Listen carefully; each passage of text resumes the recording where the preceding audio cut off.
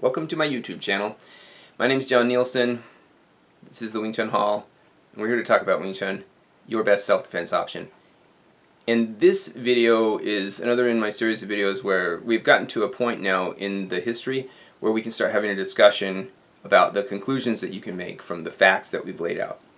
So in this discussion I want to talk particularly about the last video that I made where I showed that Wing Chun was largely incubated in the southern Pearl River Delta, and that the martial arts that came out of there are very similar to Wing Chun, and that it was influenced a lot by, well, they've got wooden dummies, and they've got short boxing, and they're all influenced by the Hakapunti conflict.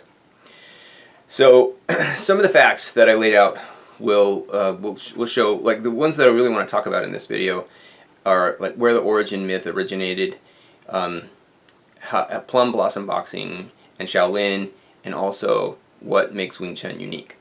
Okay, so to begin with, here's some of the facts that I laid out in some of the other videos, and also some that you can look up pretty easily. First of all, Chinese secret societies were publishing their origin stories in the early to mid 19th century. Okay, and Sun Yat-sen was a member of the Tongmenghui secret society, and using his secret society connections and some funding that he got from the Russian government, he recruited and established an army and eventually set up a government that overthrew the Qing dynasty. And shortly after that he set up the Kuomintang, which translates to the Chinese Nationalist Party. The Kuomintang then promoted martial culture throughout China using the Central Guoshu movement. Shortly after that, Wing Chun starts teaching at the Zhangyi Society in Foshan. Wing Chun is a member of the Kuomintang. Ip Man, Zhu Wan, Zhu Chao are all also members of the Kuomintang, and those three, Ip Man, Zhu Wan, and Zhu Chao, were also members of the Foshan police force. Then when Ip Man fled Foshan, he became conscientiously apolitical. So he stayed out of politics for the rest of his life. Now, we get Wing Chun origin story from a document that Ip Man wrote but didn't publish, and then his students actually published that document after he died, and that was in the mid-20th century. Now, there are no other documented Wing Chun origin stories that predate Ip Man's story.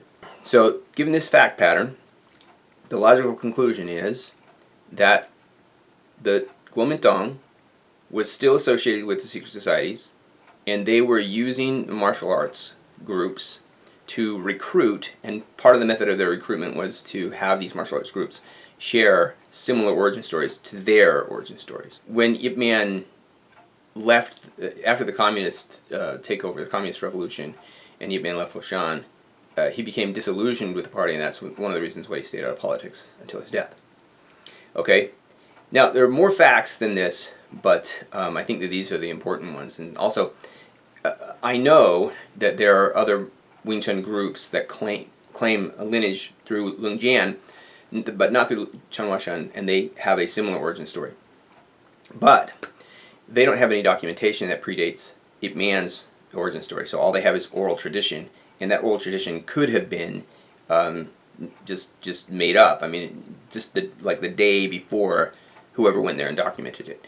So you've got to go with what you know and what you can check. And the facts that I laid out are the ones that you can check. And so with that fact pattern, it appears that Wing Chun created this story because he was a faithful party member, and then he promoted this story and also recruited people who were in his school for the party.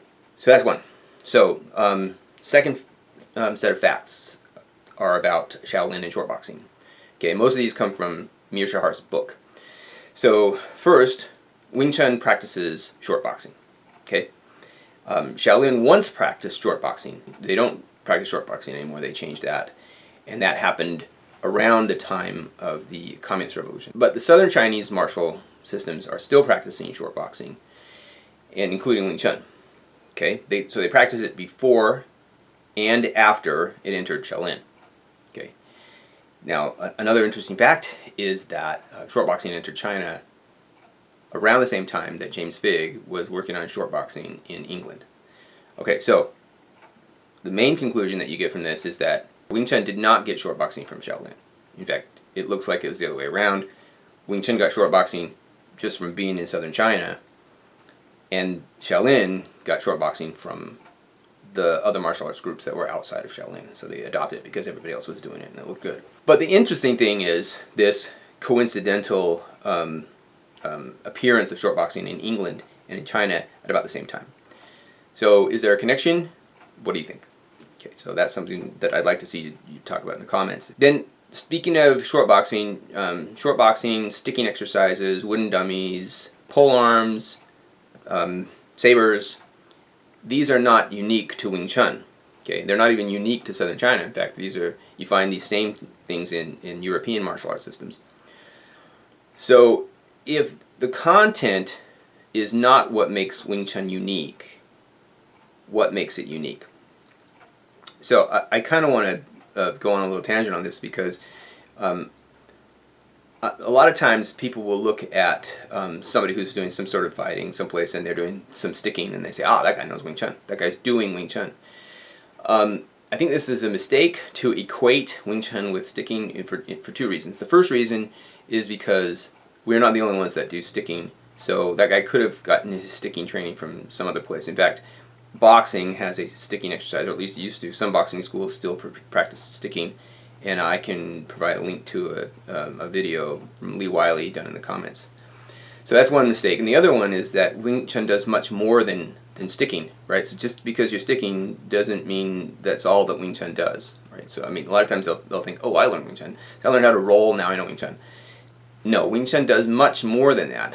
I mean, you could, by the same token, watch somebody in a fight and he kicks the guy in the crotch, so you say, oh, that guy's doing Wing Chun because we kick people in the crotch. Okay, so there's got to be more to it than that. Like I said before, you got to think what makes Wing Chun unique. And by the same token, I had a commenter on one of my videos one time say one of the problems that they saw with Wing Chun is that they don't see videos of people winning fights with Wing Chun. Well, I don't know why they don't. They must not have been doing any searches, because if you do a simple search, you'll find lots of people who are compiling videos with Wing Chun people actually winning fights. It's a simple thing to do if you just do your own research. Just do it. So I'm not going to do that. They asked me to make a compilation video. That's not what I'm here for. That's not my goal, is to make a compilation video. Look up other people. They've done it, right? But then they said, we see lots of this stuff from Jiu-Jitsu, okay? Okay, well, if you go and you actually look at those Jiu-Jitsu videos, then what will happen is you'll either see in their comment box or even in their discussion of what's going on in the fight, they'll say something like, we don't know that this guy actually got any Jiu-Jitsu training, but he's using Jiu-Jitsu principles and techniques, and therefore Jiu-Jitsu is effective on the street, right? Well, we could say the same thing about Wing Chun. You see, I mean, once again, what they're doing in Jiu-Jitsu is stuff we do in Wing Chun. Okay, you see a guy punch somebody in the nose, oh, he's doing Wing Chun. See, he's using Wing Chun principles and techniques, therefore he's doing Wing Chun, and Wing Chun works. See? So yeah, you got to be a lot more careful than that. I mean, you have to find somebody who's actually trained in whatever it is system you've got before you start saying, my system is working on the street because this guy used it on the street. And actually that's, again, what these people who have done the compilation videos have done. They're pretty specifically Wing Chun. Okay, so again though, if the content is not what makes Wing Chun unique, what makes it unique? And what is Wing Chun, right? So you know my answer to what is Wing Chun, right? Because I say it all the time.